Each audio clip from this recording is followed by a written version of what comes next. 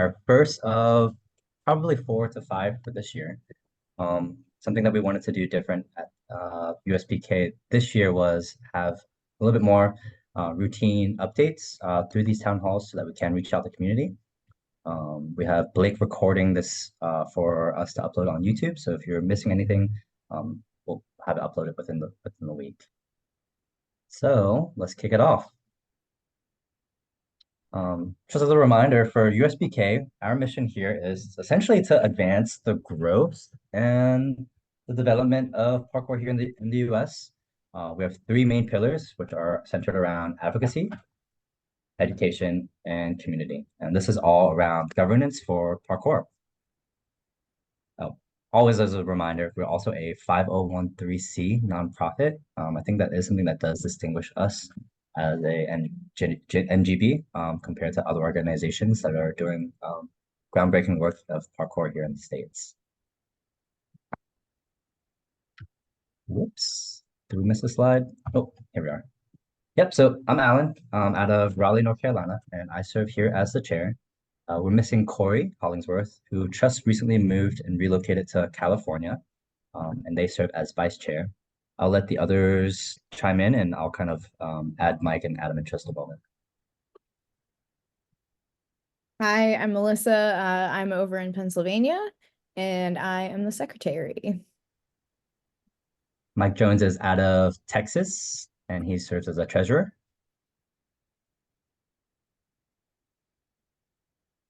I'm Blake. I'm based out of Boston. Cozy is in Vancouver, and he's nomadic. I'm Mel. I'm out of Denver, and I work on the competition committee. And I'm Jared. I'm also in Denver, and I work on the Build Safety Committee and the Sponsorship Committee. And I think what's really exciting about Jared is Jared just joined the board, and I'll kind of let Jared introduce a little bit further into the details of himself. Yeah, like Alan said, I just joined the committee, and I have a background in a lot of different business and fundraising and nonprofit aspects. So I bring kind of some really relevant experience to be able to expand a lot of the endeavors that parkour is needing to be expanded under the USPK umbrella. So I'm really excited to be able to bring that for where we're going. Cool. Thanks, Jared, and welcome to the board. Whoops, my mouse is being a little funny. Here we go. So much like coming from the 2023 Winter Town Hall, we just wanted to give a refresh on the progress that we made in the past year. We always sit down as a board and try to objectively measure some of the work that we do so that we can measure our impact, see where some of our gaps are, and continue working within our strengths, especially since we're composed of so many different individuals from across the US with different backgrounds and experiences as participants and leaders of USPK. So going back to our mission, we kind of break it down every year around 3 pillars. Under advocacy, I think some of our best work was centering around partnering with Spot Insurance to provide individual health or insurance for any emergencies that are parkour related. Let's say you accidentally sprain an ankle or develop some knee pain, you're able to use that as to provide benefits to find medical relief. We also assisted with funding some cultural events, such as the Women's Parkour Movement Gathering, OG Gathering out of Seattle, and then also American Rendezvous. Continued creating inclusive practices for events and competitions, like releasing our trans inclusion policy for sport parkour. And something that we can continue working on is connecting communities across the states. Actions like that, we're looking specifically around our events calendar, and with Mel organizing the national competition circuit to continue building and impacting competitions around the states.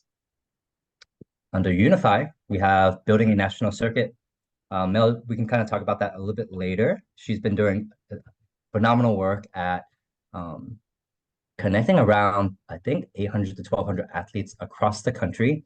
This year, we're looking at a larger turnout with 5, if not 6, different regions with more competitions, some more opportunities to be able to participate.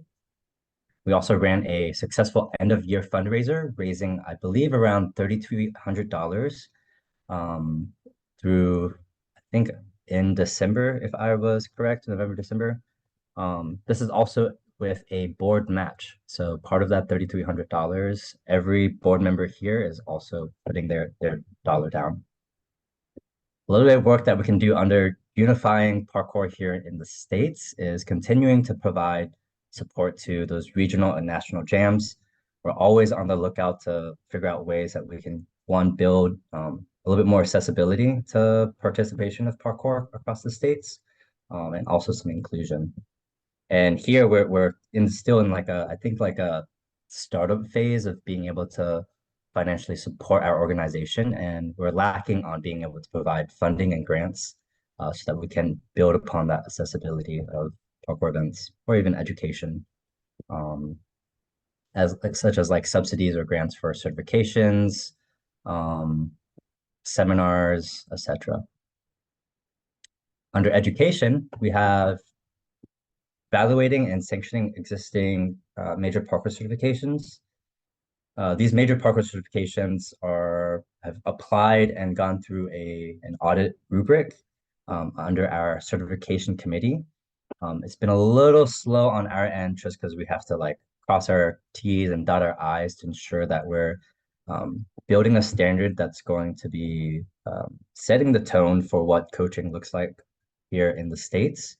And this is also matching the deep work that Blake has been developing and working under for insurance, so that our partners feel very strong about the work that we're doing around certification. Jared and Blake have also been putting together a medical committee along with, I believe, Mel, to begin collecting industry and injury data. This is basically to ensure that we're going back to certifications, we're setting a standardization so that we can show to especially the greater public and several other industries that injuries do happen in parkour, but they're not going to be as significant as other sports, and that we do have coaches and spaces that are safely set for parkour practitioners. And it's also a really good way for us to see what kind of injuries do happen regularly in parkour so that we can provide tools, education, and knowledge around preventative. Around education, we're also establishing those lasting relationships with the insurance industry. Blake will be chiming in a little bit here about our updates around GL. This has been something that he's been working on for, I think, since he's first joined the board 7 to 8 years ago as our longest standing board member. I think this is one of the largest hurdles that we'll have here at USPK to building a strong parkour community that serves so many business owners, leaders, coaches, etc. Last on this list is creating access to resources for public park design. Jared is taking over and redeveloping the build and design committee. I think in former years, we've been working with groups like Sturdy Made and different experienced practitioners that have a lot of deep knowledge around building vault boxes, setting gym designs, building outdoor playgrounds. And we're working to kind of build this collection so that we can kind of serve the greater good by publishing good practices. Board members, is there anything I missed from last year that was pretty major besides insurance and maybe nationals as we kind of chime into those next? Cool. Looking ahead, for 2024, we're basically setting our eyes on 3 to 4 different pillars that still go under education, advocacy, and education. One is to offer the fiscal sponsorship for parkour events. So on our website, and we'll have a link later down the road, if you're looking to have sponsorship for ticketing, support for insurance, providing grants, or need some help on the back end for registration, we're here to support that. We're also looking at setting foundational structures for the growing parkour industry through building out our certification committee, dividing our athletes and judges advisory into 2 separate committees. Jared with the build and design, Blake, Mel, and Jared also with the medical committee. And this is all to set up best practices, collect data, and also to find new solutions as we kind of problem solve some of the obstacles that we see as practitioners, as business leaders, as community organizers. Mel is going to continue to grow the national competition circuit. We've been in the past 5 to 6 months running competitions since January, and we'll be developing this a sponsorship and partner pipeline over the next year, so that we can continue spotlighting athletes under the national pipeline. I know athletes work really hard in their parkour practices from all these local competitions and working their way up. We want to make sure that athletes are safe, are having a ton of fun at these competitions, and also more importantly, able to have some spotlight for the hard efforts that they're putting in. Lastly, as we kind of talked about, is offer general liability to insurance to USPK members. I think this comes down to a lot of different moving parts. That's from measuring injuries, figuring out how to reduce any risk, introducing standardizations through certifications or through safe sport or SAM protections. And this is just to ensure that gyms are out and organizations out there are doing their best to build and center around safe practices for the entire industry. Now I'll pass it off to you on Spot. Hey, so one of the things over the past year or two that we've really been working on is developing a relationship with Spot Insurance. And the way that it works and what's really awesome about it is it can kind of overlap with your usual medical insurance and give you really solid coverage. So it's personal injury insurance for anything related to parkour anywhere in the world. And depending on which kind of selection you choose, it's up to $25,000 of coverage.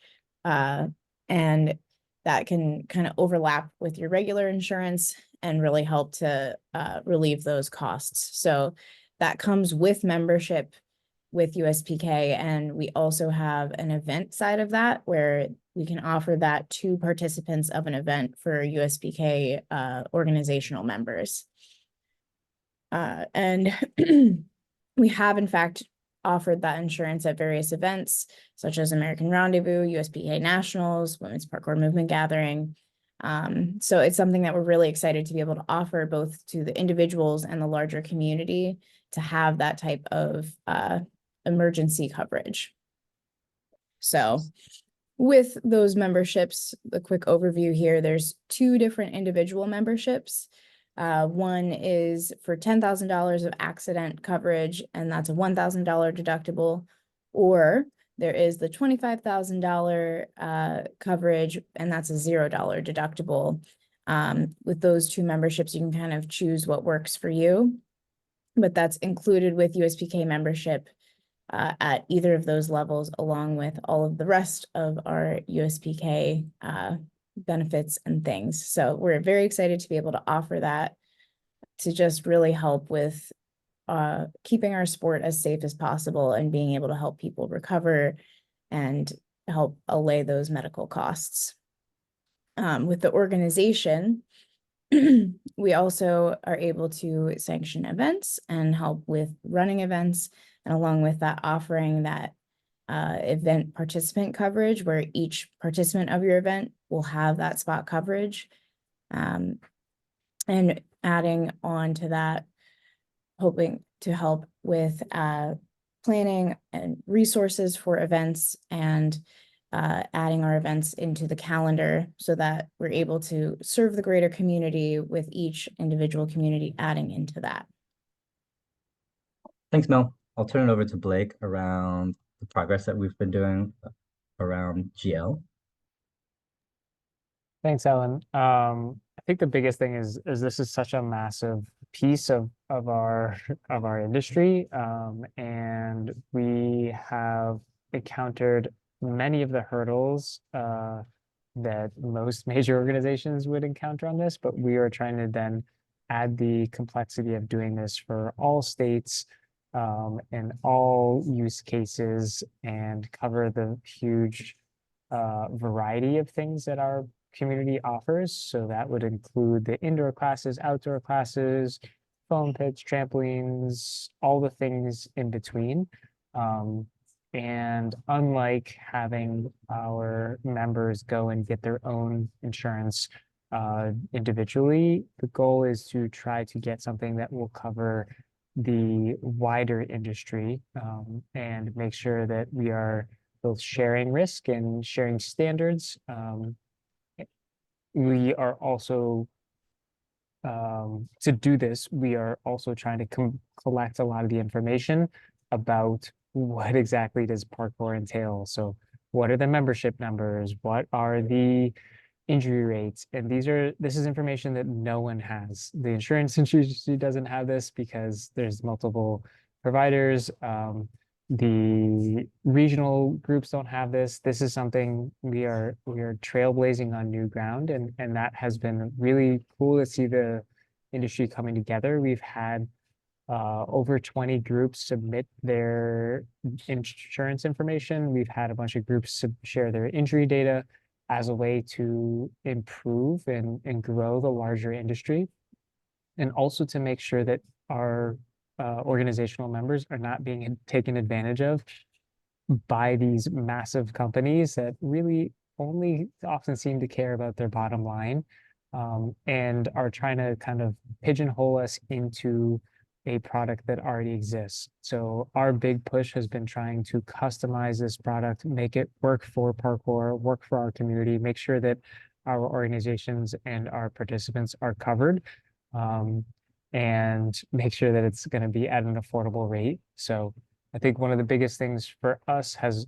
been to make sure we're doing it right the first time and not release something that is not going to work. So we are very excited to have made a lot of progress in the last month or two, especially in terms of finding local or regional national partners.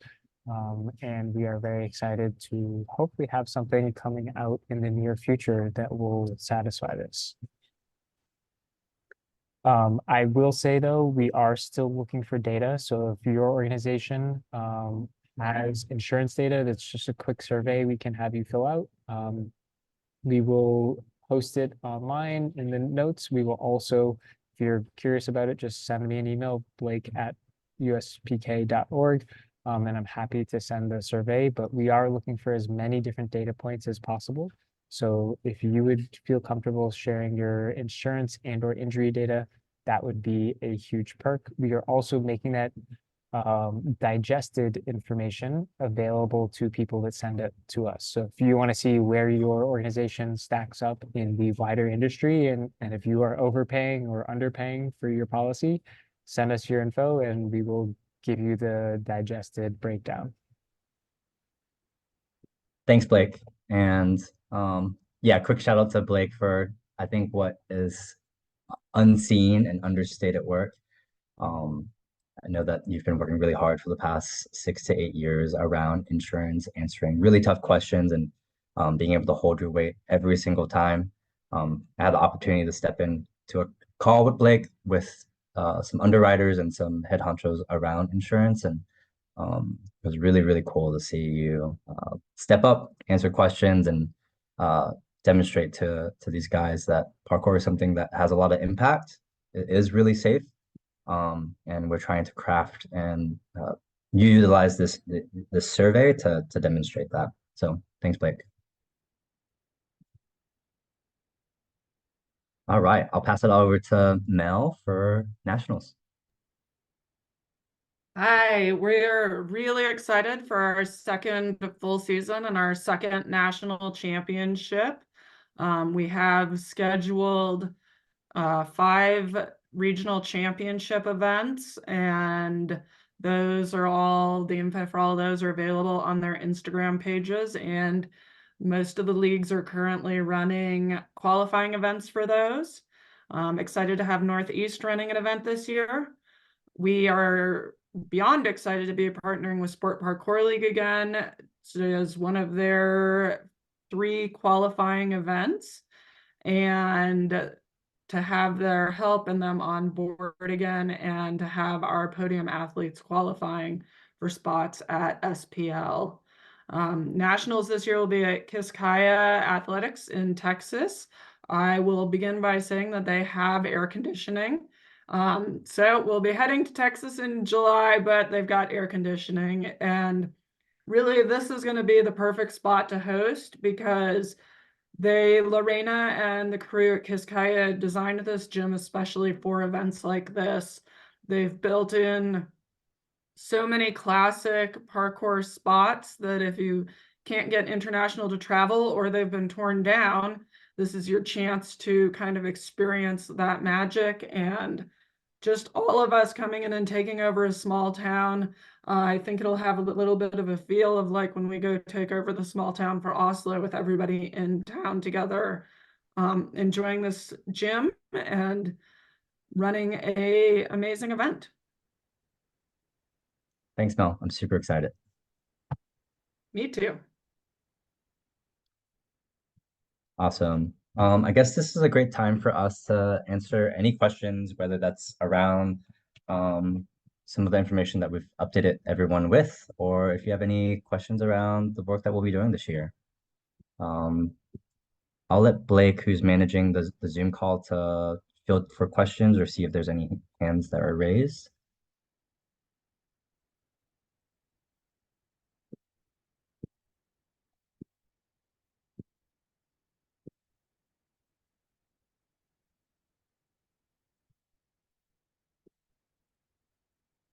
And if there are no questions, we can move on to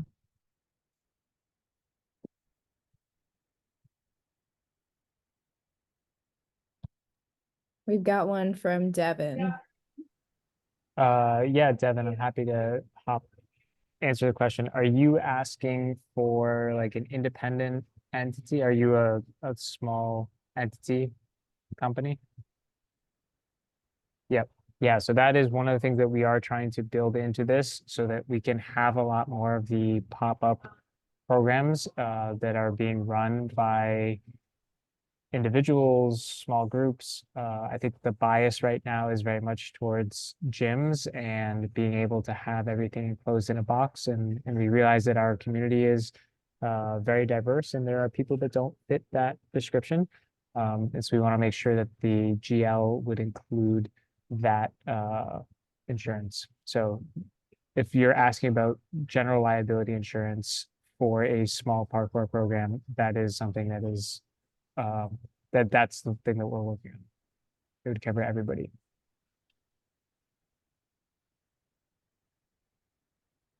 Yep. So that is actually very similar to our operations here in Boston. And that is something that would be covered under this. So we realize there's a lot of flexible hybrid models.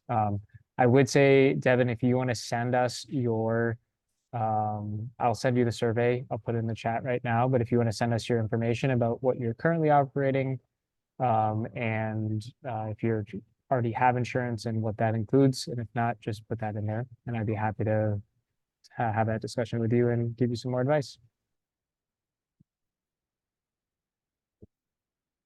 Like, I guess I have one question around the insurance as well. Is would high school or college clubs be able to participate for this insurance program as well? So one of the goals for this policy is that groups would be able to get general liability insurance as long as they are abiding by the USPK standards. So that means having qualified coaches, having abiding by the build standards, and making sure that coaches are part of the kind of natural registry and have certification, have gone through safe sport and stuff like that. So these are all things that most industries require. The parkour industry has kind of been like the Wild West for the last 15 years. And we are trying to bring some order and standards to that, but also keep the creativity and the diversity and a lot of the special feeling and that special vibe that we have in parkour. We're trying to keep that while also making sure that our coaches, our organizations, our participants all stay safe. Thanks.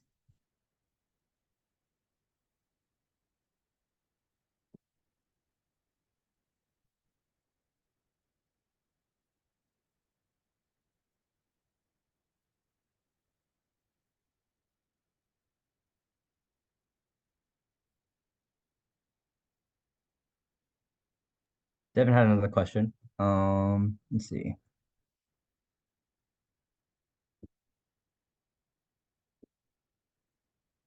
You want to read it out? Yeah, sorry. Question regarding building parts.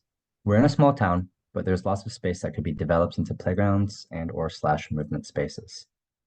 Challenges are convincing local government that movement space is a worthy investment, insurance regarding that, and build ideas and or labor. I can hop in here if that's helpful, since we've done a bunch of that in Boston. Yeah, I think the first one is convincing local government to invest in this, and that's something that is a struggle, but there are lots of resources. I know that Parkour Visions put out some resources from Colin a number of years ago, and that is kind of a lot of the default, but there are some more specialized ones, depending on what your community is looking for and what space they have. Insurance is something that's a discussion that you would have, just like many playground spaces and public spaces. A lot of them are self-insured, but that's something that we can also give some guidance on. And then the last thing is build ideas and labor that you mentioned. That's something that we have resources. There are a number of folks here in the US that do that type of thing, as well as abroad, and we're happy to connect you with them and give some recommendations. That is not something USPK currently does in terms of doing the projects ourselves, but we have connections to a lot of great resources, and we'd be happy to connect you.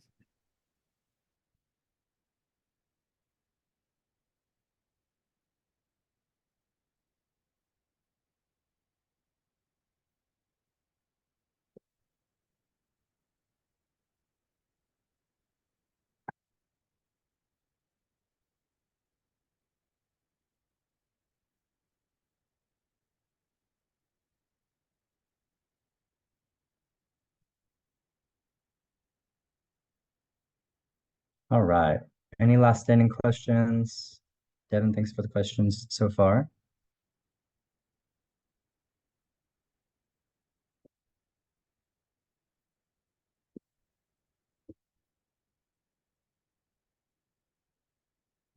Thanks for joining us, Rob.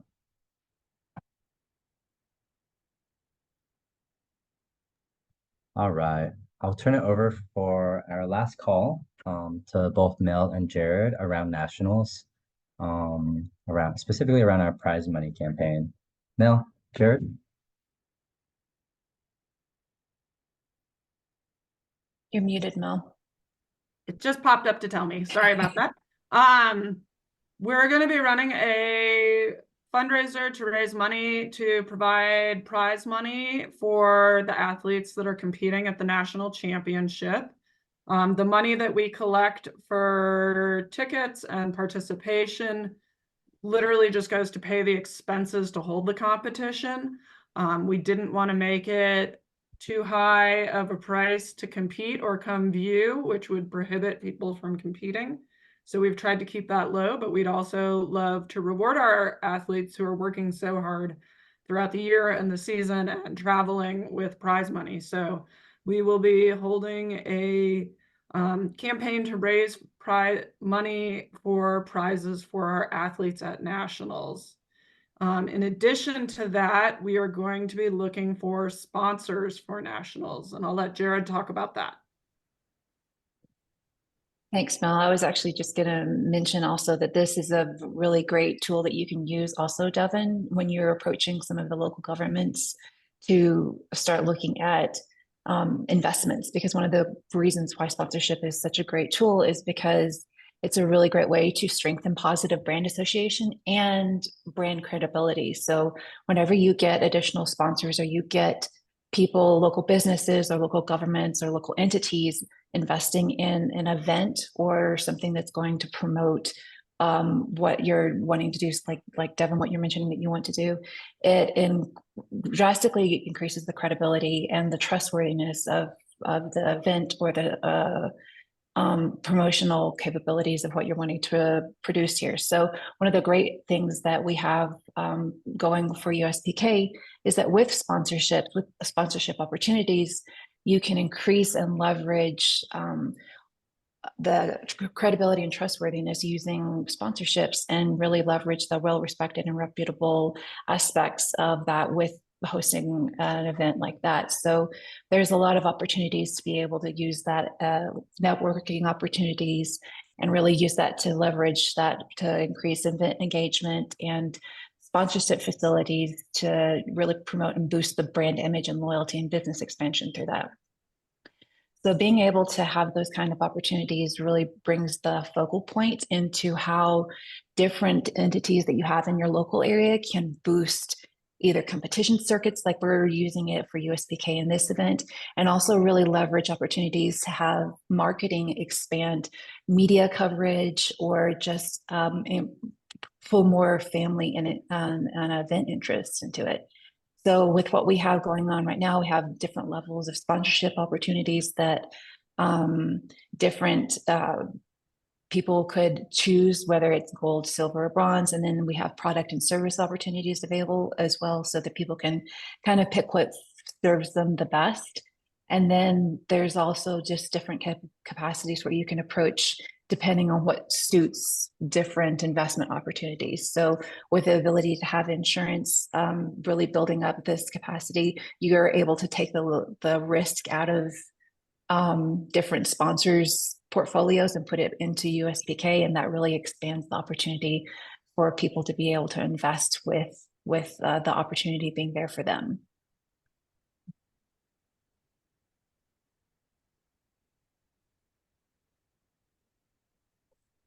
And I guess that's a really good opportunity for me to just point out that Alan has placed these two QR codes right here on the screen that you can see. The sponsorship and the campaign QR codes are there, and it'll take you directly to the packet that we've built for you to be able to see what we have available for USPK.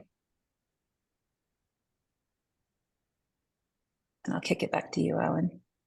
Awesome. Thanks, Jared. I wanted to thank everyone for joining us for the spring town hall.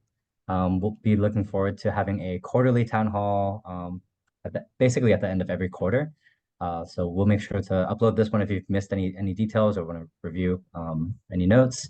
And we look forward to seeing you all either at nationals or next couple events. So thank you. Thank you.